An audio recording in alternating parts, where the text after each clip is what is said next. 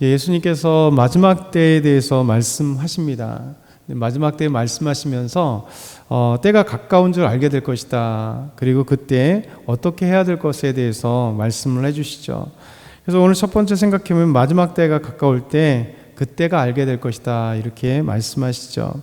우리 28절부터 30절 한번 같이 읽어볼까요? 무화과나무의 비유를 배우라. 그 가지가 연하해지고 잎사귀를 내면 여름이 가까운 줄 아나니 이와 같이 너희가 이런 일이 일어나는 것을 보거든 인자가 가까이 곧 문 앞에 이른 줄 알라. 내가 진실로 너에게 말하노니 이 세대가 지나가기 전에 이 일이 다 일어나리라. 아멘. 예수님은 무화과나무의 비유를 배우라 이렇게 말씀하세요. 그러니까 무화과나무의 예를 들어서 얘기하시는 거죠. 우리가 지금 봄이 되니까 나무들 딱 보면 금방 알잖아요. 겨울이 지나고 봄이 될 때 이미 나무가 색깔이 달라지잖아요. 왜냐면 이제 물들이 싹 올라가고 색이 달라지고 연해지고 잎사귀가 이제 서서히 이제 연독색으로 트기 시작하고 또 꽃봉오리들이 이렇게 딱 맺혀지는, 요즘에 보면 벚꽃들이 벌써 벚나무에 이렇게 꽃들이 몽우리가 서서히 지고 있거든요.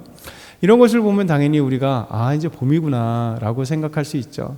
그러니까 이스라엘도 마찬가지입니다. 이스라엘도 이제 겨울이 우기가 지나가고 비가 오는 그러나 좀 추운 이 우기가 지나면 이제 봄이 다가오는, 이스라엘은 봄이 없으니까 우기가 지나면 바로 건기면 이제 따뜻해지는 4월달 5월달부터 따뜻해지면 이제 무화과 나무들도 이제 달라지기 시작하고 이제 잎사귀가 날려고 준비를 하고 있고 그렇단 말이죠.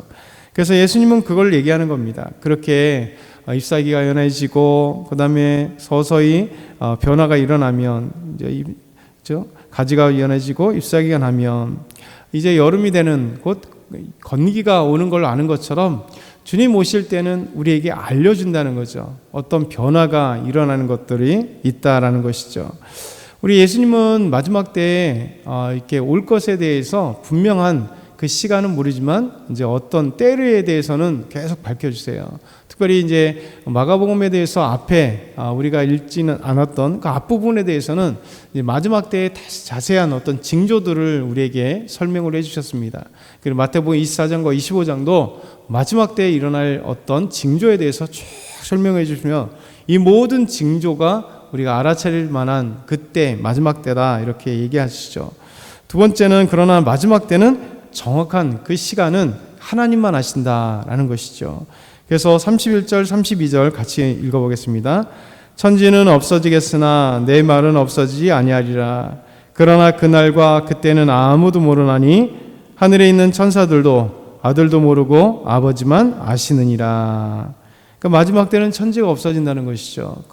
그러나 이 천지는 없어지만 우리 예수님의 말씀은 영원토록 변하지 않는, 없어지지 아니하리라 말씀하시면서 그날과 그때는 아무도 모른다. 분명히 마지막 때가 올 때 징조가 있습니다. 그리고 이제 마지막 때가 다가오는구나 라고 느낄 수는 있어도, 그리고 알 수 있고 준비를 할 수 있어도 정확한 그 시간은 아버지만 아신다는 거죠. 아버지의 계획대로, 아버지의 그 뜻대로.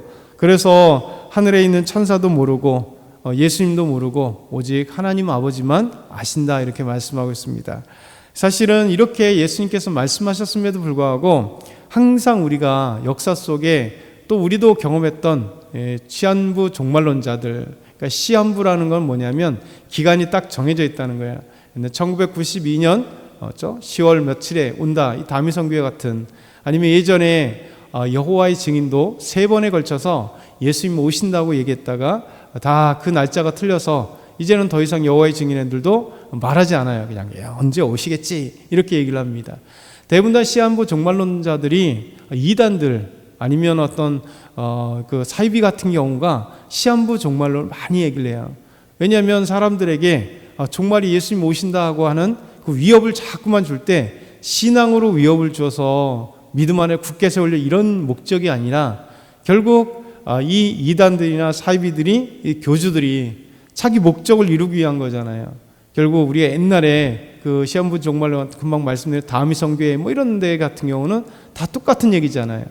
결국 성도들은 다 지팔게 만들고 학교든 직장 다 그만두게 만들고 예수님 오실 걸 기대하고 1992년 10월에 오신다 생각해서 오시는데 무슨 직장이 필요하겠어요? 무슨 집이 필요하겠어요? 다 그래서 헌금 드리고 다 교회에다 갖다 바쳤는데 이장님이라는 그 다윗성교회 대표였던 이 사람만이 뭐 집을 몇 채씩 가지게 되고 뭐 또 쏘아놓은 돈이 어마어마하게 많았었잖아요. 이게 웃긴 거잖아요. 결국 이 시한부 종말론을 계속 얘기하는 그 많은 이단들과 사이비들은 자기 목적, 자기 이익을 위해서 다 그런 것들을 하는 거죠. 그게 없었다면 자기조차도 완전히 싹 해야 되죠. 근데 이런 모든 것들이 다 결국은 보면 뒤에 모든 것들은 뒷돈 있죠. 예전에 여주에 있었던 그 한 사건도 마찬가지로 많은 사람들이 다락방에 20여 명 사람이 죽었잖아요. 근데 교주는 떳떳하게 어마어마한 돈을 갖고 있고 자기는 그렇지 않는다는 거죠. 이게 바로 이 악한 자들은 때, 시 이런 것에 대해서 장난을 치는 건데 예수님이 이렇게 말씀하시지 않았잖아요. 천사도 모르고 예수님 자신 하나님의 아들인 예수님도 모르고 오직 하나님만 아신다 이렇게 말씀합니다. 그러면 우리는 세 번째 우리 마지막 때에 우리는 어떻게 해야 될 것인가? 그렇죠? 항상 깨어 있으라는 거예요. 항상 깨어 있으라. 33절부터 37절 마지막으로 읽겠습니다. 주의하라 깨어 있으라 그때가 언제인지 알지 못함이라. 가령 사람이 집을 떠나 타국으로 갈 때에 그 종들에게 권한을 주어 각각 사물을 맡기며 문지기에게 깨어 있으라 명령과 같으니 그러므로 깨어 있으라. 집주인이 언제 올는지 혹 저물 때에 일는지 밤중에 일는지 다굴 때에 일는지 새벽에 일는지 너희가 알지 못함이라. 그가 호련히 와서 너희가 자는 것을 보지 않도록 하라.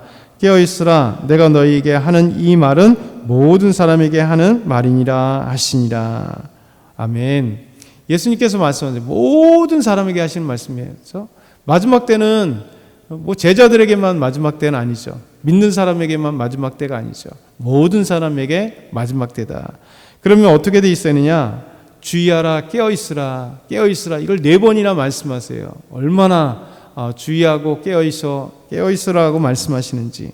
그럼 우리가 마지막 때에 두려워할 일이 아니라 깨어 있어야 된다는 거죠. 항상 마지막 때. 분명히 마지막 때는 언제인지 모릅니다. 오늘일는지 내일일는지 100년 뒤인지 1000년 후인지 모릅니다. 그러나 우리가 그 시간의 정확성이 중요한 게 아니라 주님은 반드시 올 거에 대한 징조를 보여주시는데 그때 우리가 생각해야 될 것은 기도하고 깨어있고 영적으로 깨어서 하나님을 바라보며 예수님만을 바라볼 수 있도록 얘기하라 하는 거죠. 언제일지 알지 못하는. 그래서 우리가 해야 될 것은 오직 깨어서 주님만을 바라볼 수 있는. 그래서 오늘도 우리가 이 말씀들을 기억했으면 좋겠습니다. 주님은 분명히 언제 오실지 분명히 약속은 하세요.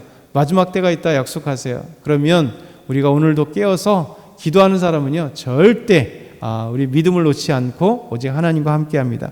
저와 여러분이 오늘도 깨어서 있기를 소망하며 주님 앞에 기도하기를 소망합니다.